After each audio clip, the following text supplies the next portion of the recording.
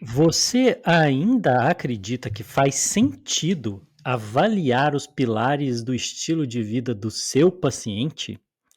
Uau, essa pergunta é uma pergunta desafiadora, uma pergunta provocativa, uma pergunta polêmica que eu estou jogando aqui na mesa para você. Ela promete jogar fogo no parquinho, como a gente diz.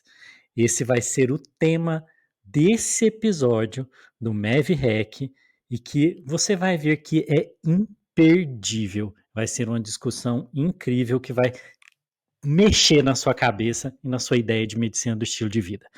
Vamos então lá hackear a medicina do estilo de vida com o MevRec, o podcast mais Mev do Brasil.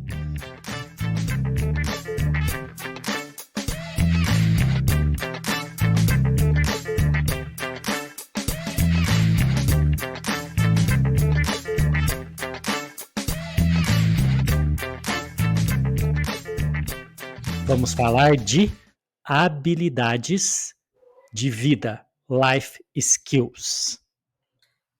Caio, comecei esse episódio do MevRec Levantando a bola com força, né?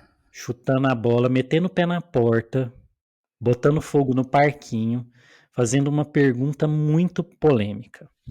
Sim. Faz sentido avaliar os pilares do estilo de vida do paciente?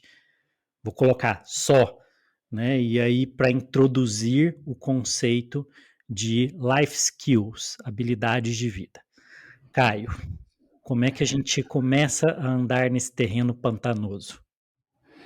Eu acho que é interessante, né, a gente contextualizar, né, essa discussão, porque a proposta, né, do MevRec desde o seu início, né, e da Mev Brasil também enquanto instituição, sempre foi criar esses espaços de reflexão, esses espaços de reavaliação, né, que fazem parte do processo da evolução, né, do conhecimento em qualquer campo do conhecimento, né, que recentemente a OMS publicou aí um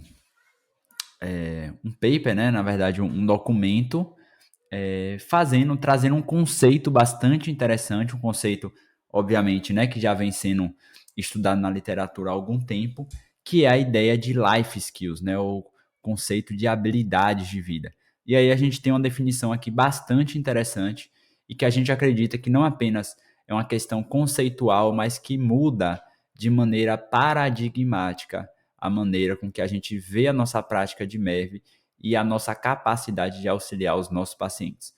Qual é Eu a definição, ouso Luiz? dizer, né, Caio, eu ouso dizer que isso mostra que a forma como nós estamos pensando a medicina do estilo de vida talvez não é a melhor, né? Quando a gente vai lá e avalia os pilares como uma forma de diagnóstico, se o paciente está se alimentando bem ou não. Claro que nós vamos explicar por que, que nós estamos pensando isso. Eu não estou dizendo que não é importante, mas eu estou dizendo que talvez seja mais importante uma outra coisa, né? Então vamos lá. É missão da MEV Brasil, né, uma missão que nós escolhemos ampliar o conhecimento da medicina do estilo de vida, né, de refletir, de ir para a fronteira desse conhecimento. O que é a definição de life skills? Life skills podem ser definidas como habilidades que permitem aos seres humanos enfrentar ou lidar efetivamente com as demandas e desafios da vida. Esse é o conceito. É um conceito que não é novo, como o Caio disse, tem papers aí da década de 60, 50. O tema do treinamento de life skills é bem antigo na educação, no esporte, mas a OMS coloca agora a importância do treinamento de life skills como uma forma de alcançar a gestão do autocuidado em saúde de forma mais eficiente. Vamos lá começar por aí. Eu acho que talvez, né, o termo aqui que nos ronda de maneira é, sempre presente é o conceito de habilidade, né, que acaba aparecendo aqui em vários outros episódios, em várias outras definições. Então a gente está falando aqui de uma habilidade, né, pensando no nosso contexto clínico, que o paciente tem de lidar com o desafio. que aqui no nosso caso a gente poderia colocar principalmente da mudança de estilo de vida, né? Mas obviamente isso está no sentido mais amplo da vida do sujeito, né? Já que a Isso mudança do estilo de vida, é ela não é, parte. e ela não é um fim em si mesmo, né? Que isso é um ponto importante que a gente já discutiu em outros episódios, né? Ela vem como um processo que envolve uma mudança mais ampla de busca de propósito, de florescimento, de construção de saúde da vida daquele sujeito. A gente tem que lembrar, né? Porque que pegando o conceito, né? Enfrentar adequadamente os desafios da vida. Essa pessoa, cada um de nós, cada ser humano, cada organismo vivo, está num ambiente que lhe impõe desafios o tempo inteiro, desafios de sobrevivência, né? E esse indivíduo ele tem que lidar com aquilo de forma habilidosa para que ele consiga sobreviver e performar no sentido de florescer, né? De alcançar o seu potencial de saúde de vida dentro desse ambiente. E esse ambiente ele exige que ele faça escolhas de como se comportar, inclusive como escolher o que ele alimenta, se ele se move, como ele usa o corpo dele, como ele usa a mente dele para alcançar esse objetivo. Então, quando a gente está falando dessas habilidades de vida, a gente está dizendo sobre a capacidade desse ser vivo, desse ser humano, de conseguir sobreviver da melhor forma possível e alcançar o objetivo que ele deseja de saúde, de florescimento ali. Né? Então, é sobre essas habilidades que as habilidades de vida falam. E aí, quando a gente tenta trazer isso para a medicina do estilo de vida, acaba levando a uma reflexão muito interessante. Por quê?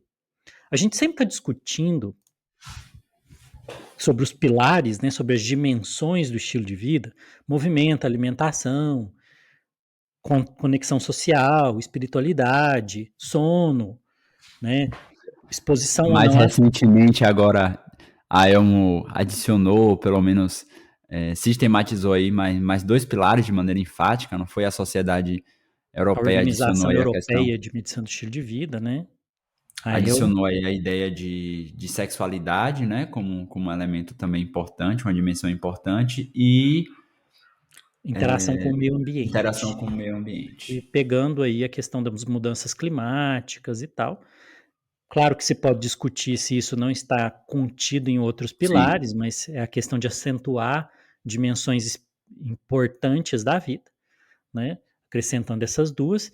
E é, então, nessas dimensões todas da saúde, né, desses pilares que a gente fala, tradicionalmente a nossa, a nossa atitude ao avaliar o paciente é quantificar ou fazer um diagnóstico de como anda, né, o estilo de vida dele dentro de cada dimensão dessa. Se a alimentação dele parece adequada, se ele se movimenta ou não, ele é sedentário ou é inativo fisicamente, se ele dorme as horas de sono adequadas, se ele no outro dia se sente disposto ou tem sono, tem prejuízo por um sono inadequado, se ele faz ou não faz uso de uma substância química, psicoativa, se ele fuma, se ele bebe, qual é o ciclo de amizade que ele tem, se ele se sente satisfeito com isso ou não, né? Então a gente tende a fazer um diagnóstico nosológico, vamos dizer assim, né, dos pilares do estilo de vida. E aí o termo, né, a questão aqui que o conceito de habilidade, de life skills trazem, é um conceito disruptivo, porque ele quebra um pouco, né, a importância disso e passa para um outro nível. E eu vou justificar por que esse nível é importante. Vou dar o exemplo de um artigo publicado na PNAS, uma revista muito importante, a Procedures of National Academy of Science, né, publicado por Steptoe em 2017, em que ele fez uma avaliação das habilidades de vida, riqueza, né, o quanto a pessoa tem de income ali, de dinheiro, né, de riqueza, recursos financeiros, né? saúde e bem-estar. O que esse autor encontrou? Que as habilidades de vida elas estão diretamente, elas estão ligadas à saúde.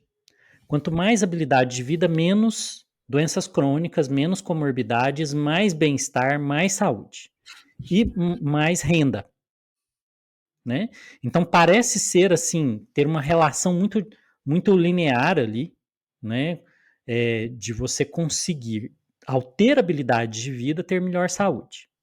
Aí, quando a gente olha isso, eu vou colocar uma questão para você aqui.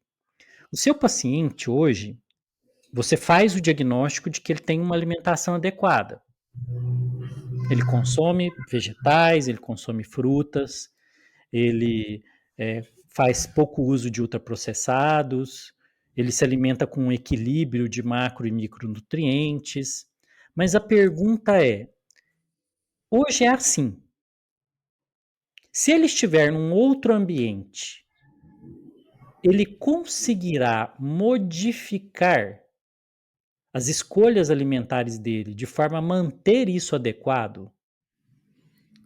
Ele possui habilidades, né, para adequar essas escolhas, tomar melhores decisões em contextos e ambientes distintos. Ele pode simplesmente estar se alimentando desse jeito porque ele tem um ambiente hoje estável e lhe foi prescrito uma orientação alimentar por um profissional. E os alimentos que ele tem costume estão disponíveis. Mas e quando ele, voltando ao conceito de habilidades, ele tiver demandas e desafios diferentes porque ele mudou de ambiente? Será que ele consegue fazer as mudanças? Vou pegar um exemplo da área do Caio, do sono, né? O paciente hoje, ele dorme o número de horas adequado, de forma a se, né, a se Tem uma sentir percepção de repousado. sono reparador, né? Isso. Mas será que se ele estiver num ambiente desafiador, passando por outros desafios de vida, ele tem as habilidades de conseguir alcançar o sono reparador ou manejar isso novamente, voltar ao estado de equilíbrio? Ele tem habilidade de sono? E assim, não sou eu que estou inventando esse termo, né? Por favor, né, Caio? A minha criatividade tem limite, ela está na literatura. Esse termo é usado na literatura. Sleep skills. Já começou a surgir esse termo na literatura. A gente não está inventando, não. Né? E existe o termo, né? A gente tem a relação já, né? Só para puxar aqui, os artigos que trazem o termo sleep skills, eles mostram uma associação de quanto mais habilidades de sono, melhor capacidade de dormir com sono reparador. Que na E verdade, Luiz, é exatamente, desculpe, é exatamente o que a gente faz no tratamento comportamental para insônia, né? você É a treina as gente, sleep skills. a gente treina um paciente para ele gerenciar, porque cada noite é diferente. Essa semana ele está num contexto, na semana que vem a meta da empresa dobra, o chefe demite ele, seja lá o que for que O aconteça, familiar adoece, e ele você coloca ele numa adoece. situação de estresse, de ansiedade, enfim, em que a gente vai ter um desequilíbrio, né, do processo homeostático que ele está acostumado, e se ele não entende como é que o sono funciona, e se ele não tem as habilidades para saber, por exemplo, quais comportamentos que, se ele realizar, provavelmente vão fazer com que ele desenvolva uma insônia crônica, ou o que é que ele pode fazer para evitar esse processo, por mais que em um determinado momento ele esteja bem, pode ser que mais para frente ele esteja numa situação de saúde completamente diferente, né? E eu E vou dar aí, outro, pode aí dar eu um vou dar exemplo. outro exemplo, que é as habilidades culinárias, que a gente tanto discute na medicina do estilo de vida, que, que a literatura mostra que quanto mais habilidades culinárias o paciente tem, melhor a saúde dele, melhor as escolhas, porque ele tem habilidade de conseguir organizar cardápios, pratos, manipular alimentos, técnicas e fazer boas escolhas de saúde. E só para quem não tem contato com a medicina culinária, assim, né, tá ouvindo pela primeira vez, a gente não tá falando aqui de uma pessoa ser chefe de cozinha, né? A gente tá falando do paciente que sabe ler rótulos, do paciente que tem mínimas habilidades também de cozinha, porque se ele prepara mais os alimentos do que come alimentos prontos, os estudos mostram que ele tende a comer menos calorias e fazer melhores escolhas, mas principalmente se ele entende o processo ali do alimentar-se, né? no sentido mais amplo, de fazer melhores escolhas, de identificar alimentos que têm maior potencial de saúde, benefícios para eles ou não. Então, as habilidades culinárias é um conjunto amplo, né, de habilidades ali, não apenas da técnica gastronômica, né? Então, Isso. é importante reforçar esse ponto. E aí, se a gente vai, né, adiante, pilar por pilar, a gente vai ver o mesmo padrão, né? Vou dar um outro exemplo. A gente avalia conexões sociais, né? Qual a rede de conexões que essa pessoa tem? Mas esse é o diagnóstico adequado? Né? Hoje a pessoa tem lá uma rede de suporte social, pessoas com as quais ela convive, e isso, na verdade, pode ser puramente estrutural, né? Porque a pessoa já nasceu naquele lugar, a família dela construiu aquelas relações. A grande pergunta é: se ela mudar de ambiente, ela tem habilidades sociais? Esse termo também não inventei, né? Esse termo é da terapia cognitiva, treinamento de habilidade social. Então, se ela não tem habilidades sociais, ao mudar de ambiente, ela consegue reconstruir uma rede de suporte? Vamos dar um exemplo aqui, muito aqui dentro da MEV Brasil. O Caio nasceu e morou grande parte da vida dele em Salvador, na Bahia. Sempre. E Na aí, Bahia, sempre. na Bahia, sempre. E aí, a gente sequestrou ele, trouxe ele para Berlândia, Minas Gerais, né? E lá, Caio, né, o mais mineiro dos baianos, né? Porque nunca vi um baiano gostar tanto de queijo, né? Lá ele tinha a vida dele, tinha a comunidade que ele participava, e aí de repente ele vem para Berlândia, onde ele conhece pouca gente. Ele vai conseguir, né, senhoras e senhores, ele vai conseguir reconstruir uma rede de suporte social? Eu adianto que ele já construiu, porque o cara tem muita habilidade social. Mas você percebe por isso, né, que não é a questão do estado da pessoa que importa, né? E aí eu queria pegar 2 pontos, Luiz, antes da gente avançar para um outro tópico, porque assim, o que é que está envolvido aqui? Qual é a premissa que talvez seja interessante a gente resgatar? A mudança de comportamento, ela não é um evento, Ela é um ela é um processo. processo. Anota essa, eu vou repetir para você. A mudança de comportamento, ela não é um evento, ela é um processo. E quando a gente fala de fazer um diagnóstico do estilo de vida, a gente está fazendo um corte vertical, Transversal. transversal. A gente está olhando para aquele momento na história do sujeito. Mas aquilo não necessariamente é preditivo do ponto de vista longitudinal. E a avaliação das habilidades do estilo de vida, elas predizem de uma forma muito melhor a capacidade desse sujeito de manter ou modificar a sua saúde ao longo do tempo. Que é o que vai gerar impacto, já que a gente está falando de um modo de viver, de um estilo de vida. Então, até em termos de coerência teórica, já que a gente está falando que a mudança é longitudinalmente, a gente precisa de ferramentas e uma estruturação da nossa prática clínica que seja coerente com essa visão de longo prazo, com essa visão longitudinal. E aí entra o que o Luiz estava trazendo aqui, que são os conceitos de estado e traço. Luiz, Isso. esclarece para a gente aí o que é isso. Vou explicar isso, né? Porque assim, como o Caio lembrou, nós estamos sendo rigorosos do ponto de vista do tratamento dos conceitos, né? Quando a gente diz que mudança não é evento, é processo, a gente está dizendo que a pessoa ela não muda e pronto. Mas eu não estou dizendo isso só no sentido de que ela vai demorar para mudar, porque é um processo no tempo. Eu estou dizendo que isso não tem fim. É isso que a gente está querendo dizer. É uma coisa que não está pronta nunca. Porque, como o Caio lembrou, ela pode dar um jeito no sono dela agora. Mas semana que vem, alguma coisa vai acontecer e vai tirar ela do.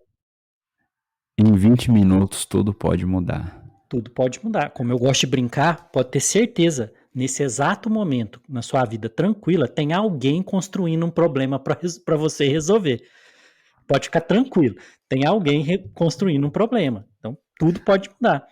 E aí, se tudo pode mudar, isso exige a sua capacidade, a sua habilidade de trazer de volta o seu estilo de vida para algo que seja saudável, valoroso, que caminhe para o destino de saúde que você quer.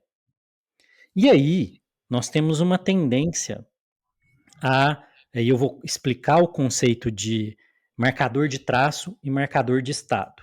Né? O que é um marcador de estado? Marcador de estado é algo que é transversal, ele diz sobre o estado que eu estou agora. Por exemplo, né, febre é um marcador de estado para inflamação, para infecção. Ele diz que agora eu estou com aquilo.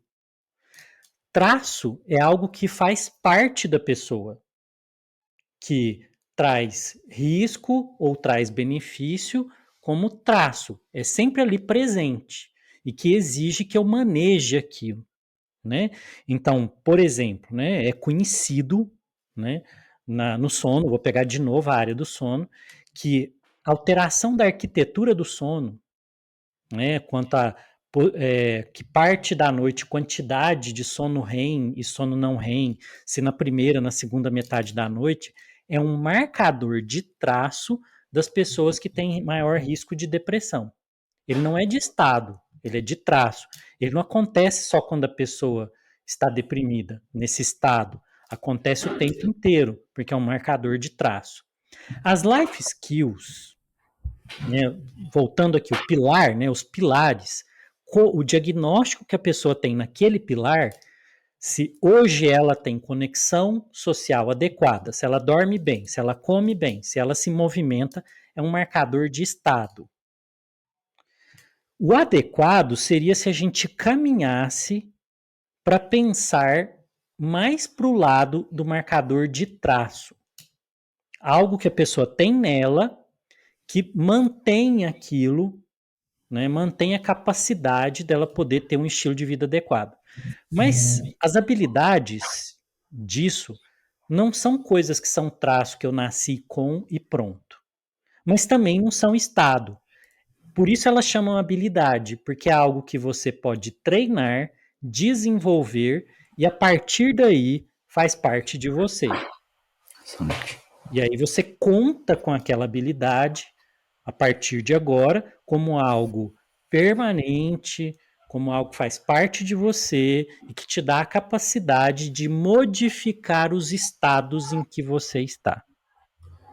Talvez uma analogia aqui seja de que quando você desenvolve a habilidade de andar de bicicleta, isso significa que você pode andar de bicicleta ou não, mas se você não possui a habilidade, né, a probabilidade de você não realizar aquele comportamento ao longo do tempo é muito maior, porque você não tem talvez a capacidade de realizar aquilo. Quando você tem esse conjunto de habilidades, manter esse processo, que é um comportamento, dando esse exemplo aqui, obviamente com as limitações da analogia, ela se torna mais provável, porque você consegue gerenciar aquilo diante de desafios diferentes.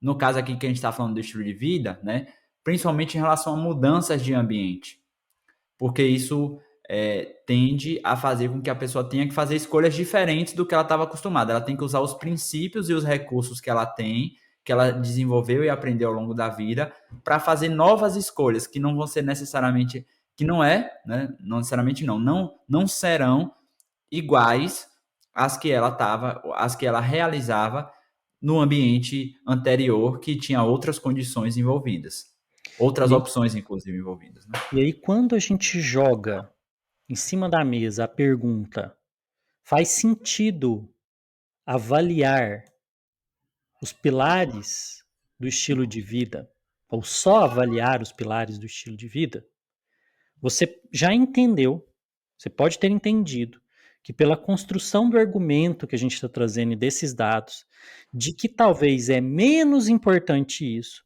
e o mais importante é avaliar quais as habilidades, as life skills que o seu paciente tem.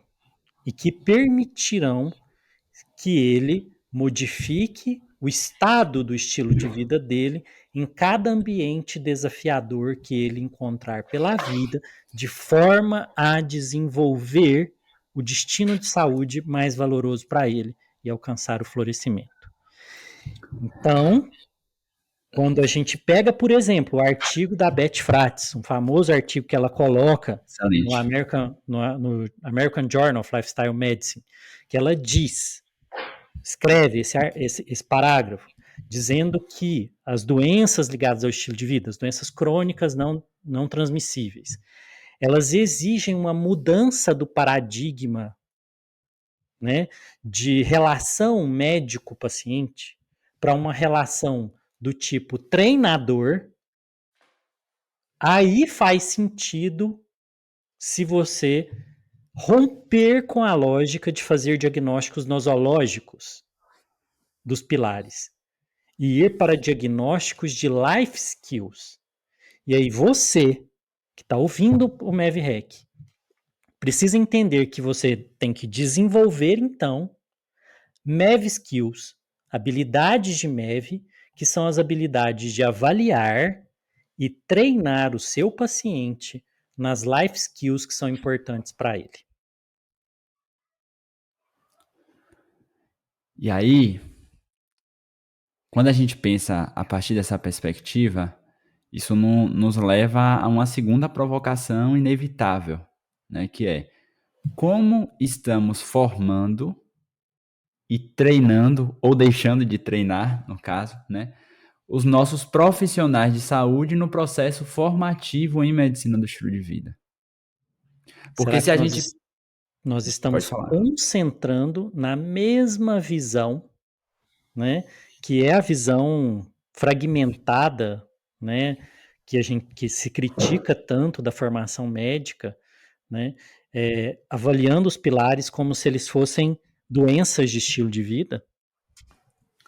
Ou nós estamos partindo de uma perspectiva de que nós precisamos, né, enquanto instituição educacional, né, enquanto instituições que trabalham nesse processo de construção do movimento da MEV, da formação de profissionais, nós estamos ajudando os nossos alunos, aos nossos colegas, a desenvolverem habilidades de estilo de vida, ou seja, a desenvolverem a capacidade de conseguirem avaliar as habilidades do paciente, conseguirem treinar o paciente para desenvolver essas habilidades. E aí, Luiz, entra um ponto aqui muito importante, que é como é que a gente faz isso, né? Porque se a gente tem um objetivo de treinar, né, e a gente já falou que para desenvolver a habilidade, o conhecimento não é suficiente, né, para a gente, da mesma maneira que a gente faz com o paciente, né, a gente não consegue ajudar o paciente a desenvolver uma habilidade life skills para fazer a autogestão do estilo de vida dele, apenas falando que 50 e poucos por cento dos pacientes desenvolvem tal doença quando tem determinado comportamento ou coisa do tipo. A gente precisa ter um processo de treinamento, né? Expor ele a experiências, a ter uma metodologia para ele conseguir desenvolver aquilo. Da mesma forma, quando a gente vai treinar médicos, profissionais de saúde para desenvolverem essas MEV skills, né, que é a maneira com que a gente tem chamado aqui, a gente precisa também de uma metodologia adequada para isso, que dê uma estruturação, que tenha um processo de treinamento claro, ou seja, de onde ele está, onde ele deve chegar, quais são as técnicas que ele precisa desenvolver. E aí entra um elemento, inclusive bastante discutido, né, que é a questão das ferramentas clínicas, né? Ou seja, como é que a gente estrutura esse aprendizado, tendo um modelo, né, que a gente gosta muito, né, de falar sobre esse tópico, que é a questão da prática deliberada, ou seja, você tem um modelo mental ali que organize o seu pensamento, que organize a sua prática clínica, estruture o seu encontro clínico, para que você saiba exatamente o que você precisa fazer e como conduzir o processo de mudança de uma maneira organizada, né, e que você possa ter um feedback. Nós, né, que trabalhamos com educação médica, e você também, que é profissional de saúde, esse tópico interessa para você, porque, na verdade, a forma como você aprende impacta a sua prática, né, e Sim. acaba formando que profissional você é e os resultados que você vai ter com seus pacientes e na sua carreira, né? Esse tema é importante porque a forma como nós escolhemos estudar, ensinar, forma você, forma a sua visão, né? E aí é preciso ter ferramentas adequadas para isso. Nós não vemos as ferramentas de avaliação de habilidades, nem como ferramentas só para poder fazer uma avaliação diagnóstica do paciente. A nossa visão aqui na MEV Brasil é outra. Nós vemos as ferramentas como uma ferramenta, né, também e mais importante, né, esse é o motivo mais importante, de ensino, de você ensinar como fazer e criar um modelo mental, né, que te ajude a adquirir as habilidades e conseguir fazer as intervenções melhores no seu paciente. Por isso que a gente estruturou, por exemplo, né, o MEV Clinic em cima da lógica sempre de competência, sempre de habilidade, não de conhecimento. Né, Caio? O MEV Clinic, a nossa formação em medicina do estilo de vida Competências na prática clínicas. clínica, ela foi criada dentro dessa concepção educacional e dessa concepção de como nós enxergamos, né, a prática clínica de MEV. Em outras palavras, você não vai desenvolver uma capacidade de ajudar o seu paciente a desenvolver a habilidade do estilo de vida apenas lendo artigos e apenas acumulando informações sobre teorias ou metabolismo e fisiologia do sono, da alimentação, ou seja lá o que for. Você precisa ter um treinamento para você desenvolver essas habilidades. E isso requer uma metodologia específica, assim como para você treinar o seu paciente, o conhecimento também não vai ser suficiente. Você precisa desenvolver essas habilidades das MEV Skills. E aí as MEV Skills a gente definiu o modelo CARPA, né? Conexão, avaliação, raciocínio, Né? prescrição e avaliação, né? Acompanhamento, que forma isso. E quando a gente vai discutir, a gente não discute pilares, a gente discute habilidades, por conta dessa mesma lógica. Não é o diagnóstico de como o paciente está, mas é quanto de habilidade ele tem de manejar o estilo de vida dele. Então, por isso, quando você entra lá no MEV Clinic, você vai ver essa divisão lógica. Competências do CARPA, habilidades do estilo de vida, que são os pilares, né, do estilo de vida, só que visto sobre a visão, né, das habilidades para que esse paciente, voltando à definição de life skills, habilidades que permitam que ele lide efetivamente com as demandas e desafios da vida dele. Que isso é muito mais importante do que o estado que ele está agora. Porque define o futuro. Excelente. Luiz, quais são os seus aprendizados desse podcast que você leva aí para a sua prática clínica, que o nosso colega médico profissional de saúde que esteja ouvindo esse episódio possa já modificar a prática dele a partir de hoje? Hoje, então, que aprendizado que a gente vai tirar? Né? Primeiro, né, lembrar que a gente tem um conhecimento, né, um conhecimento aí disponível, né, um conhecimento que informa que existem formas melhores de fazer intervenções nos nossos pacientes, né? E esse conhecimento ele tem sido destacado pela Organização Mundial da Saúde, vários estudos, várias evidências mostram que as habilidades de vida importam. E disso, a consequência é, na sua prática, agora no consultório, você precisa dar atenção ao que o seu paciente sabe ou não sabe fazer. Porque isso impacta o que ele dá ou não dá conta de fazer. A habilidade impacta a alta eficácia, a gente já discutiu isso aqui. A partir de agora, você precisa dar atenção se ele sabe mudar o estilo de vida dele ou não. É nisso que você vai passar a trabalhar agora. Isso é que vai dar mais resultado, vai acrescentar mais valor para ele. Terceiro ponto, você precisa também avaliar as suas habilidades de lidar com esse treinamento do paciente. Você consegue avaliar as habilidades de vida?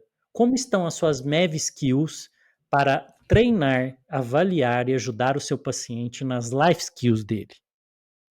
Eu tiraria isso como muito importante, né, como o mais importante de tudo. E, do ponto de vista assim, teórico também, né, a ideia de que é preciso que a gente caminhe, né, fazendo esse trabalho de reflexão, levando a medicina do estilo de vida a uma coerência científica, né, a um maior nível de eficácia, indo para essa fronteira do conhecimento. Inclusive, né, Luiz, a escola britânica de medicina do estilo de vida, ela tem já dialogado, né, um pouco também com esses conceitos, né? Não necessariamente com o conceito de life skills, mas com o conceito já de habilidades, né? De enfatizar esse papel do médico como treinador do paciente, para ajudar o paciente a desenvolver habilidades de autogestão, né? Então, na verdade, o que a gente está fazendo aqui é ampliando esse diálogo e participando, né, dessa mesa que faz parte de um processo de construção, né, de todo o campo do conhecimento e que influencia diretamente e de maneira radical a nossa prática. Eu não sei se isso ficou tão claro para você que está ouvindo, mas a maneira com que você enxerga a sua prática e quais são os objetivos dela modificam radicalmente a sua atitude e o seu comportamento nesse processo. Então, entenda, médico, o seu papel junto com o paciente é um papel de treinador do paciente para que ele possa adquirir habilidades do estilo de vida. Esse é o papel de um médico, de um profissional de saúde treinado em MEV. Isso. Então, que fique claro, quando a gente coloca a pergunta, você avalia o estilo de vida do seu paciente? Se você só faz isso, você está fazendo o seu trabalho por muito menos do que a metade. Porque toda a literatura, Organização Mundial da Saúde, diversos artigos, várias evidências, há várias décadas, tem mostrado que o que importa mesmo são as life skills, as habilidades que esse paciente tem para conseguir enfrentar as demandas do ambiente, da vida que ele está vivendo e que ele viverá no futuro. Então, parece um tema polêmico, mas fica muito óbvio, muito lógico quando a gente argumenta adequadamente, né, Caio? Queria agradecer você, ouvinte. Esse foi mais um episódio do MEV Hack, hackeando aqui os nossos conceitos e levando da teoria para a prática clínica. Até o próximo episódio do nosso podcast de Medicina do Estilo de Vida da MEV Brasil. Até mais.